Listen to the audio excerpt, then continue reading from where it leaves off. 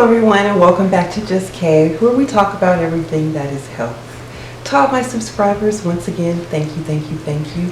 And if you're new here, do consider clicking on that subscribe button, also the notification bell, so you can get the notices of all my videos. We've been talking about spiritual health, and in the last video we talked about the Egyptian gods and the Orishas and how they play into modern astrology. When we're doing those, I spoke of some people that we haven't really talked about before. And so I thought I'd do that in today's video. And now that we know we're dealing with energy, if it hits a little different. A few of the names have either been glossed over, some of them I told the stories of. So you might hear a few repeats, but listen closely. Abeji, ruled in the planet of Mercury by the sign of Gemini. They're twins identified as one Orisha. Ibi means born, Eji, two. Twins are considered sacred among the Yoruba people, and they are considered a Orisha of joy and mischief, born to Shango and Ojun. The story goes that it was unusual to have birth to multiples at the time Oshun gave birth. It was thought at the time that only animals could have multiple births. So when Oshun gave birth to the twins, she was afraid of being labeled a witch and being rejected and pushed away from her home by her people. So she rejected the twins, Abeji. They were adopted by Oya. Oya, I've told the story of before. Oya had a stillbirth, was otherwise barren. So she adopted the twins and named them Kehinde Teo. Teo meaning the firstborn or the first to come into the world, and Kehinde meaning the one that comes after. And it actually equals a blessing and a burden. I also mentioned the name Babalo Aye. Now I have to tell you that that name I got from the Santeria. Is the Orisha of illness, called on by the disabled and those that are to be considered beggars. He's said to be humble and compassionate and can cause or cure illness.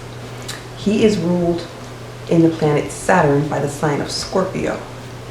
His lineage is unclear, but it's said that Yamoja could have possibly been his mother. He was punished for disobedience and removed from his wealth and had to face trials and tribulations here on earth to learn the lesson of perseverance, good character, and patience. Another name we mentioned was Hathor.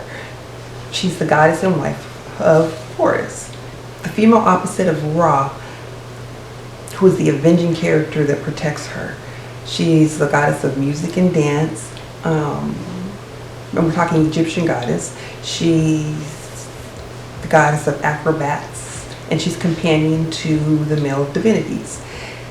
She also crossed the boundaries between the world, and she's considered Lady of the West. She emerged while Ra appeared as the god of the sun. It is said that when Ra wants to reprimand mankind, he sends Hathor, who transforms her lovely nature into that of a more fierce and ruthless nature of Sekhmet. Bes. Bes is considered a dwarf god, a deity and a demon fighter, the god of war and patron of childbirth in the home, ruled in Venus under the sign of Taurus.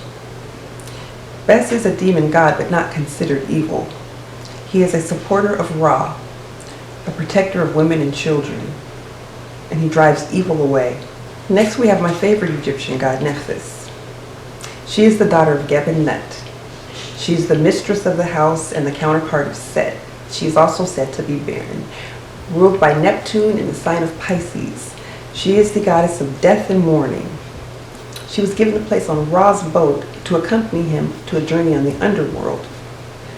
She disguised herself as Isis to get attention of her neglectful husband Set, but instead seduced Osiris, Isis's husband. Set, the husband of Bes, is the murderer of Osiris, the husband of Isis, her sister, whom, yes, sign of Scorpio.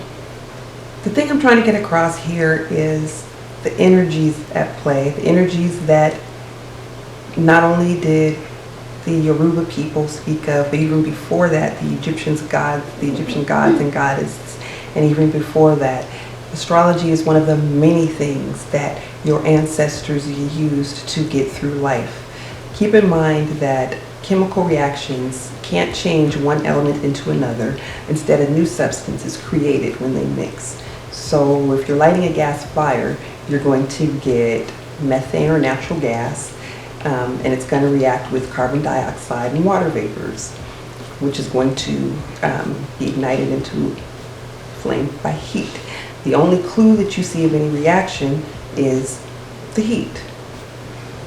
So there's seen and unseen energy. All energy must be supplied with a little something to get a reaction. So when you think of energies and you think of astrology and the role our ancestors played, I'm just going to tell you kind of how it works for me.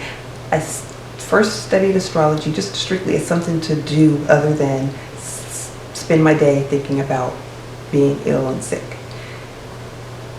But then I learned something about myself and something about people in general. Then these stories of the Orisha came in and I started learning about these energies, what made it more interesting. But now I'm learning a true understanding of the energies and the role they play in general. I spend every part of my morning, every morning, and part of my morning, every night, protecting and trying to harness energies for my home. I have diffusers set up with protecting scents. I have candles with particular colors. I have my ancestor altars, all kind of things I do to try to keep a good energy going on in this household. It doesn't make my life great or perfect. It doesn't make me on a higher echelon than anyone else, and it doesn't make me suddenly cured of all my illnesses and diseases. It settles something inside of me. It lets me grow from the inside out, and that's really kind of the goal for all of us. Is my life inherently better knowing these things? The answer is yes. Is my life inherently transformed from knowing these things? And I'd say that is a slower process. I would say my life is being transformed. I have a greater appreciation for my history and my ancestors, along with a greater understanding for their trials and tribulations and burdens that they had to deal with for me to be here. And as a mother, that appreciation becomes greater. The study of my ancestors, the honoring of my ancestors, the study of what they studied offers me a sense of peace, which offers value. Why do I say practicing worshiping your ancestors or studying your ancestors is part of spiritual health? Keep in mind, spirit is one of those things that you have inside your body that you can feel. If you listen, you can hear. It's the only thing you can't see, but it's that breath. It's that thing that comes out. And when spirit is unsettled, everything goes awry. The more settled your spirit is, the more settled you are.